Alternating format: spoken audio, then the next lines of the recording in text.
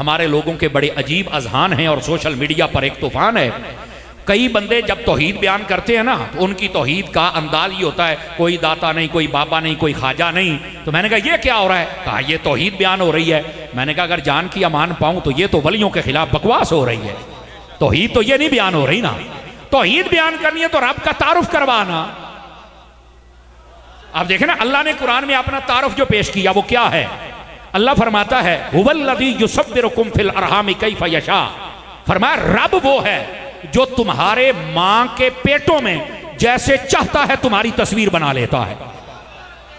अब आप जज़ाकल्लाह बाबू भाई, अब आप सोच रहे होंगे इसमें क्या तारुफ है? और भाई इसकी तफसीर पढ़ के देखें आप। देखिए इंसान कहां से बनता है? पानी के कतरे से। कायनात का कोई मुसव्विर आप ले लें, वो अपनी तस्वीर को पानी से बचाता है। मेरा रब है जो पानी से बनाता है। आप बताएं फिर ये क्या है? तो कहा बात तो है। तो मैंने कहा ये है रब का तारुफ। ये कहना कोई बाबा नहीं, खाजा नहीं, ये तो वलियों की दुश्मनी है जिसको उगला जा रहा है। रब का तारुफ करवाया जाए ना। और फिर दूसरी बात आप देखें, एक तो ये कि पानी के कतरे से तस्वीर बना दी, अल्लाह अकबर। और फिर उस तस्वीर पर क्या कहा, ये सुन के हर बंदा खुश हो जाएगा।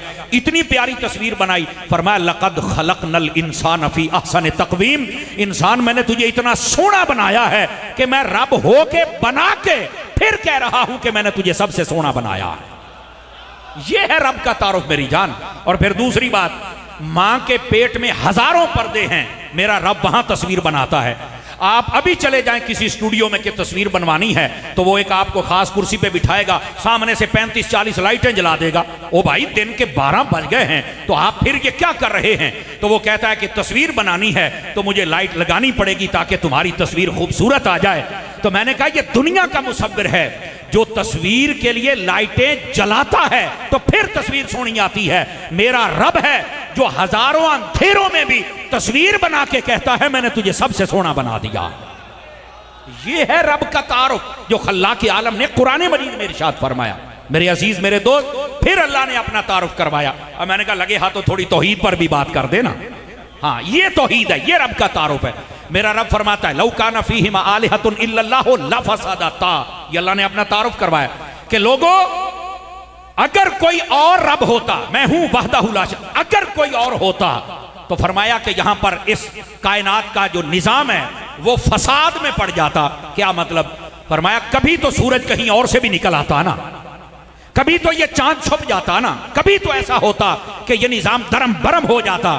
कहा सूरज अपनी चाल चल रहा है, चांद अपनी लाइन पे है, सितारे अपनी चमचमाहट में हैं, और ये सारा निजाम, बारिश कभी ये नहीं हुआ कि जमीन से बरसे, आसमान से बरसती है। जमीन अपना काम करे, दरिया अपना काम कर रहे हैं। ये कौन है जो करवा रहा है? फरमाया वो रब है, वो वहदहु ला शरीक है जिसके वजूद के और बरकत के साथ ये हर चीज का निजाम अपने आप चल रहा है। ये है रब्बे करीम का तारुफ जो मेरे रब ने कुरान में फरमाया। समझ आ रही है? और फिर क्या फरमाया? हुवल्लज़ी अरसला रसूलहु बिल हुदा व दीनिल हक़ लियुज़हिरहु अलद्दीन कुल्ले। फरमाया रब वो है जिसने अपना वो रसूल भेजा है जो हिदायत भी लेके आए, जो रिसालत भी लेके आए, और जिसने तुम्हें नूर भी अता किया है, और उनका दीन सारे दीनों पर गालिब है। आज पूरी दुनिया में देख लो, मेरे मुस्तफ़ा के डंके भी बज रहे हैं और दीन मुस्तफ़ा का झंडा भी सबसे बुलंद नजर आ रहा है। इसका क्या मतलब है? ये रब ने जो तारुफ करवाया उसकी हकीकत को यहां बयान किया, तो ये रब का तारुफ है। ये था पहली बात। अब आ जाइए दूसरी बात, इसी के साथ लिंक करते हुए जल्दी से मैंने आगे निकलना है। आला हजरत साहब ने तो कमाल ही कर दिया। फरमाया रब का सबसे बड़ा तारुफ यह है कि उसने मोहम्मद को पैदा किया है सल्लल्लाहु अलैहि वसल्लम। सबसे बड़ा तारुफ यह है कि हुजूर को पैदा किया है। कि आज तक तुम्हें हुजूर की जात समझ नहीं आ सकी तो बताइए फिर रब की जात को कैसे समझ सकते हो? ये थी पहली बात। अब आ जाइए दूसरी बात। फरमाया अपने वालिदैन के साथ उसने सलूक करो। दोस्ताने गिरामी, ये हमारे जो जिस्मानी रिश्ते हैं सबसे टॉप का रिश्ता वो हमारा वालिदैन के साथ होता है। और यकीन करें उलमा कहते हैं ये जो वालिदैन है ये हमारी जड़ है, ये हमारा बीज है जहां से हम निकले हैं। लेकिन एक बात याद रखना, वालिदैन ये हमारे लिए बीज की मानद हैं, हम निकले पौधा हुआ। बसा औकात जो मालिक होता है ना वो बड़ा अच्छा बीज लाता है, बड़ी अच्छी पनीरी लाता है, बड़ा अच्छा पौधा लगाता है। तो वो जब पौधा लगाता है ना किन्नू का, तो उसकी बड़ी परवरिश करता है, लेकिन जब वो बड़ा होता है तो पता चलता है किन्नू नहीं है तो नींबू है या खट्टी है, उसमें कसूर उसका नहीं होता। ये बसा औकात नसीबों की बात भी होती है। जितने हजरात बैठे हो ना, अपने वालदैन के साथ उसने सलूक किया करो। ओ ना होवे ओ किन्नू लाउंदे रहन तो बाद आपां खट्टियां बने होइए। आवाज कमजोरों वाली है, लेकिन इस बात को समझिएगा जरा मेरे भाई, ये सूफिया ने लिखा है, इस बात को आप समझें। तो हमें वही बनना है जो हबीब पाक ने फरमाया। मेरे हबीब पाक सल्लल्लाहु अलैहि वसल्लम क्या फरमाते हैं? नबी करीम अलैहि सलाम ने फरमा अल वालिदु औसत अबवाबिल जन्ना, फरमा लोगो ये जो तुम्हारा वालिद है ये तुम्हारा जन्नत का वो दरवाजा है जिसमें से तुम गुजरोगे तो अल्लाह तुम्हें जन्नत अता फरमाएगा। अब जरा गौर करें आप सारे हजरात, हमने ना एक हदीस सुनी है कि माँ के कदमों में जन्नत है, और ये हदीस सही है, बहुत सारे उलमा ने लिखी है, लेकिन मैं आपको जिम्मेदारी से कह रहा हूं कि हदीस पाक में माँ के कदमों में जन्नत है, लेकिन इससे ज्यादा हदीसों में यह मौजूद है माँ के कदमों में भी जन्नत है और बाप के कदमों में भी जन्नत है। मैं जिम्मेदारी से कह रहा हूं। मैं आपको दो हदीसें सुनाता हूं, मफहूम उनका एक है। एक शख्स आया नबी पाक अलैहिस्सलाम की खिदमत में, उसने कहा इन्नी अरदतु अन अग़ज़ुवा, या रसूल अल्लाह सल्लल्लाहु अलैहि वसल्लम मेरी ख्वाहिश है कि मैं ग़ज़वे पर जाऊं, जिहाद पर जाऊं। तो नबी करीम अलैहिस्सलाम ने फरमाया अला का वालिदान, क्या तेरे वालिदैन मौजूद हैं? उसने कहा नाम या रसूल अल्लाह। फरमाया फज़हब इलैहिमा, फरमाया फिर अपने माँ बाप के पास चले जाओ, तुम ग़ज़वे पर न जाओ। तो उन्होंने कहा हुज़ूर मेरी ख्वाहिश थी कि मैं ग़ज़वे पर जाऊंगा, शहीद हो गया तो जन्नत में, बच गया तो गाजी सवाब मिलेगा, तो मेरा मुद्दा तो जन्नत थी, तो अब मुझे कैसे मिलेगी? फरमाया फल जन्नतु इंदा रिजलैहिमा, तेरी जन्नत तेरी माँ के कदमों में भी है और तेरे बाप के कदमों में भी।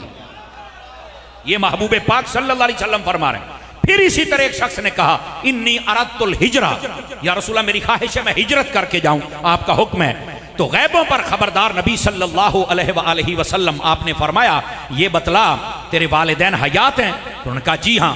तो मेरे नबी ने फरमाया तू तो बता के आया है कि मैं हिजरत करने जा रहा हूं। कहा बिल्कुल। तो फरमाया उनकी क्या हालत है? उसने कहा वह मा यबकियान, वो ना दोनों रो रहे हैं। मेरे नबी ने फरमाया फज़हब इलैहिमा, अपने माँ बाप के पास जाओ, फदहिकहुमा कमा अबकैतहुमा, अपने वालिदैन को हंसाओ जैसे रुला के आए हो।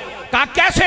फरमाया ये खुशखबरी सुनाओ कि मैं हिजरत करके नहीं जा रहा, मैं आपकी खिदमत गुजारी करूंगा। उसने कहा हुजूर ये खुशखबरी देता हूं, पर फिर मुझे सवाब और जन्नत कैसे मिलेगी? फरमाया फल जन्नतु इंदा रिजलैहिमा, तेरी जन्नत तेरी माँ के कदमों में भी है और तेरे बाप के कदमों में भी। ये नबी पाक सल्लल्लाहु अलैहि वसल्लम फरमा रहे हैं। तो हमें सबसे पहले इस बात का तयन करना है कि हम जो काम कर रहे हैं उससे कहीं वालिदैन को परेशानी तो नहीं हो रही, वालिदैन नाराज तो नहीं हो रहे, पहली बात। दूसरी बात, नबी करीम सल्लल्लाहु अलैहि वसल्लम आप जलवागर हैं। एक सहाबी कहते हैं कि हम आका करीम के पास एक शख्स आया, उसने आकर सवाल किया, उसने कहा या रसूल अल्लाह सल्लल्लाहु अलैहि वसल्लम मुझे अब जरूरत रहती है बसा औकात कुछ ना कुछ मालो दौलत की, अब मैं नहीं कमाता मेरे बच्चे कमाते हैं, तो क्या उनकी कमाई मैं खा सकता हूं? तवज्जो फरमाएं ये सारे बच्चे हजरात जितने बैठे हैं, मैं उनकी कमाई में से कुछ ले सकता हूं? मेरे नबी पाक अलैहिस्सलाम ने पता क्या फरमाया? मेरे नबी ने फरमाया वो तुम्हारे हैं और उनका माल तुम्हारा है, वो तुम्हारे हैं और उनका माल तुम्हारा है। और उसके बाद जो अगली बात इरशाद फरमाई, फरमाया ऐ लोगों सुन लो, ये तुम्हारी औलाद, ये तुम्हारा बेहतरीन फल है, इसे भी खाया करो और इसकी कमाई को भी खाया करो। ये नबी पाक अलैहिस्सलाम फरमा रहे हैं। लेकिन आज कई लोग अपनी कमाई को छुपाते हैं। मैं यहां भी एक हदीस सुना देता हूं आप हजरात को। हजरत अम्र बिन शुऐब इस हदीस के रावी हैं। वो कहते हैं मैं नबी पाक अलैहिस्सलाम की खिदमत में बैठा था, तो एक शख्स आया बनु सलमा का, उसने आकर नबी पाक अलैहिस्सलाम से एक सवाल किया।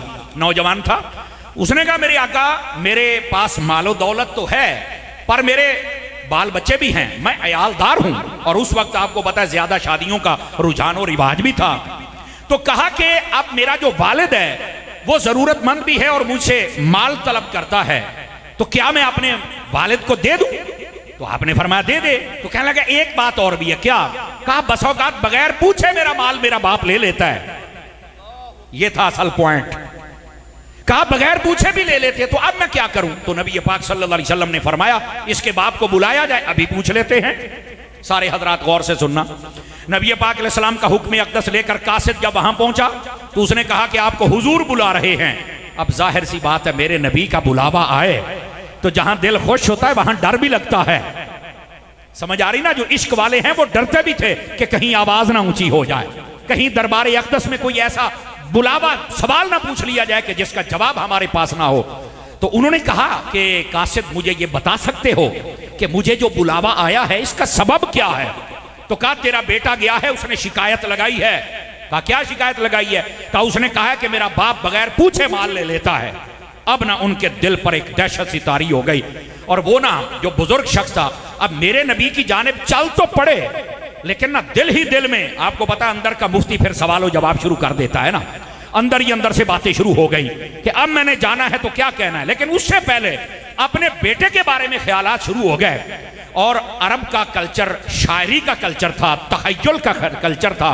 उसने ना शेर पढ़ना शुरू कर दिए अपने बेटे पर, गजल, और उसको आप नज़म या जो भी कह दें, उसने जनाब अली लिखना शुरू कर दी कि यार मेरे बेटे, और तेरे को मसला ही था तो तू मुझसे बात करता, हुजूर के पास क्यों गया है? अब उसने एक शेर सोचा, दूसरा, तीसरा, ये पढ़ रहा है सारे। चलते चलते उतनी देर में दरबार रिसालत में आ गया। मेरे नबी तो फिर गैबों पर खबरदार हैं। जब वो आया ना, अर्ज करता है हुजूर मुझे क्यों तलब फरमाया, हुक्म फरमाइए। जुमला सुन के आपको लुत्फ आ जाएगा। फरमाया बात बाद में बताते हैं, पहले जो अशार सोचता आया है वो तो पढ़ के सुना ना मुझे। जज़ाकल्लाह। मेरे नबी फरमाते जरा वो मुझे पढ़ के सुना। तो वो कहने लगा हुजूर ठीक है जी, मैं आपको पढ़ के सुनाता हूं। उसने अपने आप को तसल्ली दी और शेर पढ़ना शुरू किए। पहला शेर ये था, उसका मफहूम सुनाता हूं। कहता है बेटा जब तू पैदा हुआ तब से मेरी जिम्मेदारी शुरू हो गई थी। बेटा तू खाता नहीं था तो मैं भी नहीं खा सकता था। बेटा तू सोता नहीं था तो मैं भी नहीं सो सकता था। बेटा तू हंसता था तो मैं भी हंसा करता था। ये पहला शेर और उसका तर्जमा। दूसरा, उसने कहा बेटे जब तू बड़ा हुआ तो मुझे खुशी हुई कि मेरा पौधा बड़ा हो रहा है, ये वो दरख्त बनेगा जिसके साए में मैं बैठूंगा। आवाज कमजोरों वाली है, जरा गौर से सुने मेरी बात को। कहा कि मुझे खुशी हुई कि मेरा पौधा है, मैं इसके साए में बैठूंगा, और मुझे इससे भी ज्यादा खुशी थी कि मेरे इस पौधे पर फल लगेगा, वो भी खाऊंगा। वो शेर दूसरे का मतलब ये है। उसने तीसरा पढ़ा जिसका मतलब ये था कि ऐ मेरे बेटे, फिर हुआ क्या? क्या बता मतलब ऐसे ना करो ना, आप सामने से ऐसे ऐसे कर रहे हैं, क्या कर रहे हैं? आपको पैगाम है तो इधर से आके देना।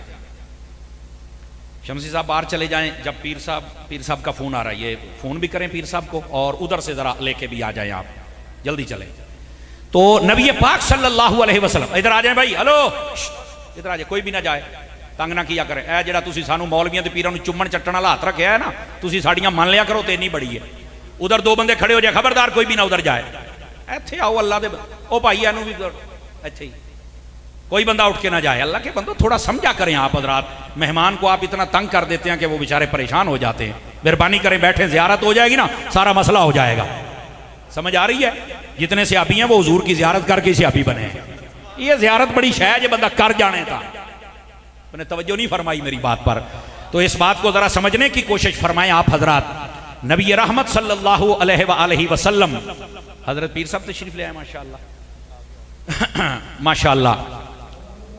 नारा तकबीर, नारा रिसालत, नारा खिलाफत, नारा हैदरी। या अली उलमाए अहले सुन्नत, उलमाए अहले सुन्नत, उलमाए अहले सुन्नत, मसलक हक अहले सुन्नत, मसलक हक अहले सुन्नत। इसको मोहब्बत, इसको मोहब्बत, इसको मोहब्बत, इसको मोहब्बत, इसको मोहब्बत, इसको मोहब्बत। नाराए रिसालत, नाराए रिसालत, नाराए रिसालत, उलमाए अहले सुन्नत।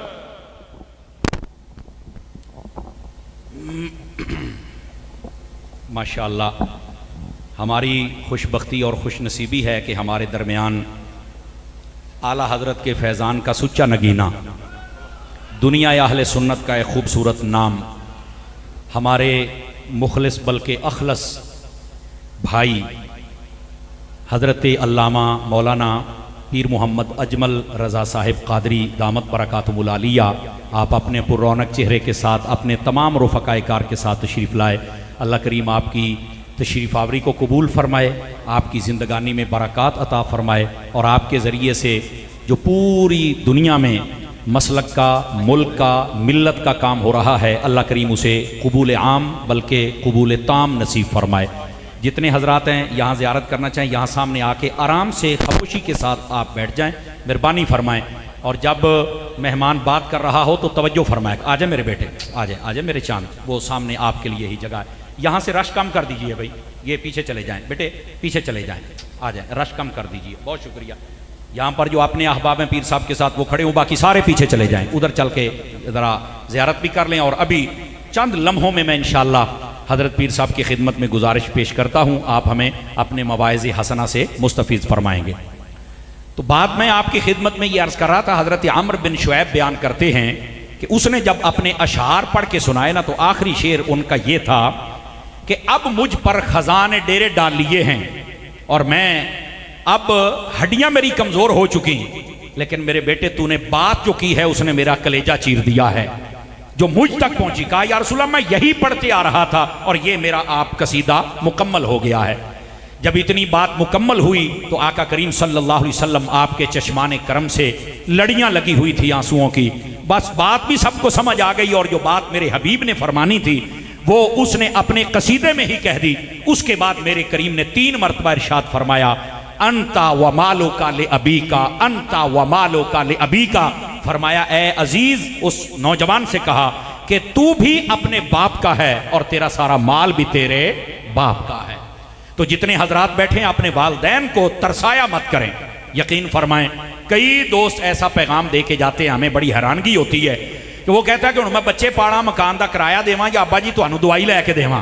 अल्लाह के बंदे, वो माँ बाप होके तुम सबको पाल लिया है और आज तुम इतने होके अपने माँ बाप को तरसाते हो, इतने इतने मोटे आंसू उनकी आंखों में होते हैं। ना करें ऐसा मेरे अजीज, मेरे दोस्त, इन बातों को समझें। आज हमारे मोहतरम भाई मोहम्मद कैसर नवीद साहब, इनके वालिद गिरामी कद्र की साले सवाब के लिए ये महफिल सजी है। तो इसीलिए मैंने ये पैगाम आपकी खिदमत में रखा कि हमें अपने वालिदैन के साथ हुस्न सलूक करना चाहिए।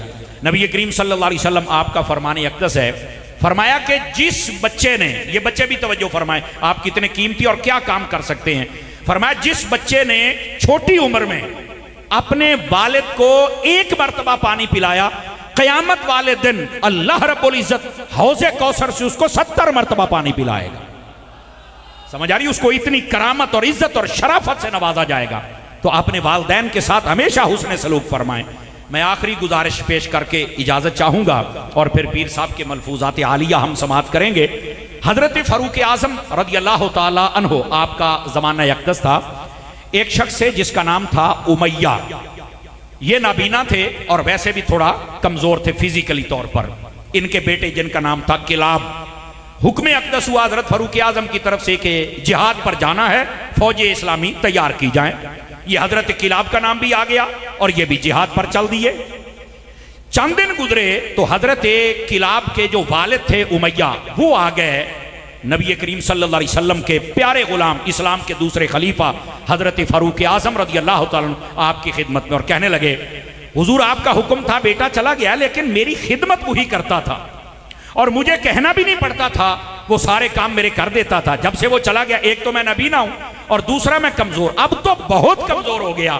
अब जब नहीं बर्दाश्त हुआ तो मैं आपकी खिदमत में हाजिर हुआ हूं ये अर्जी लेकर कि मेरे बेटे को अगर वापस बुला लिया जाए तो मेरे 4 दिन को अच्छे गुजर जाएंगे। तो आपने फरमाया कि ये तो नबी पाक का हुक्म है। उसी वक्त आपने कासिद भेजा, खत लिखा और हजरत किलाब को वापस बुलाया।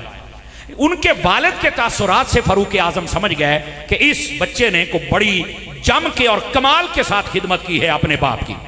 वो जब आए ना तो हज़रत फ़ारूक आज़म ने उनको कहा कि सबसे पहले किलाब मेरे पास आना। वो आ गए। कहा यार ये बता, तेरा बाप तेरे लिए बड़ा बेचैन और बेकरार है, लगता है कि बड़े कमाल दर्जे से तुम अपने बाप की खिदमत करते हो, जरा मुझे भी कोई तरीका बताओ कैसे करते थे। फरमाया जी पहला मेरा तरीका यह था कि मैंने अपने अब्बा जी को कभी कहने का मौका दिया ही नहीं था। जो काम होता, जो चीज होती मैं पेश कर देता। पहली बात तो ये थी।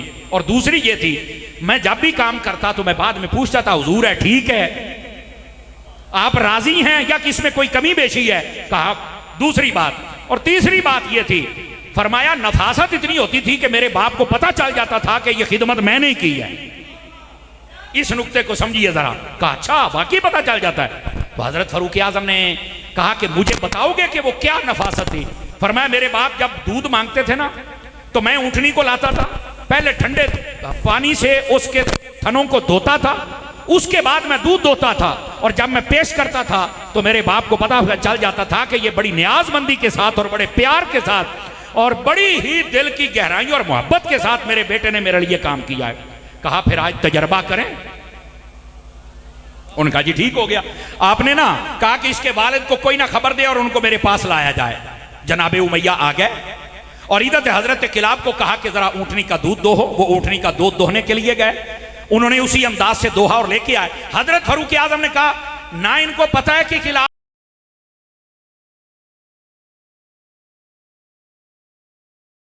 आए हैं, ना किसी ने बताना है। कहा खामोशी से दूध पेश कर। तवज्जो सारे हजरात, जब दूध का प्याला पेश किया, पहला घूंट भरा ना तो कहते अल्लाहू अकबर, इससे तो मेरे बेटे के हाथों की खुशबू आ रही है, इससे मेरे बेटे के हाथों की खुशबू आ रही है। हजरत फारूक आजम रज़ियल्लाहु अन्हु आपकी आंखों से आंसू आ गए। फरमाया बिल्कुल ठीक है। आपने उठकर बच्चे से कहा जल्दी कर, अपने बाप को जरा गले लगा। उन्होंने गले लगाया और जुदाई के जो लम्हे थे वो खत्म हो गए और कहा कि तेरा जिहाद यही है कि तू अपने बाप की खिदमत करता रह जा। नौजवानों, अपने बाप की खिदमत करो, अपनी वालदा की खिदमत करो। और ये महाफिल, ये और तकरीरें, ये कानों के चस्के के लिए नहीं होती, ये तरबियती नशिस्तें होती हैं। कुछ अमल की जानिब भी आइए।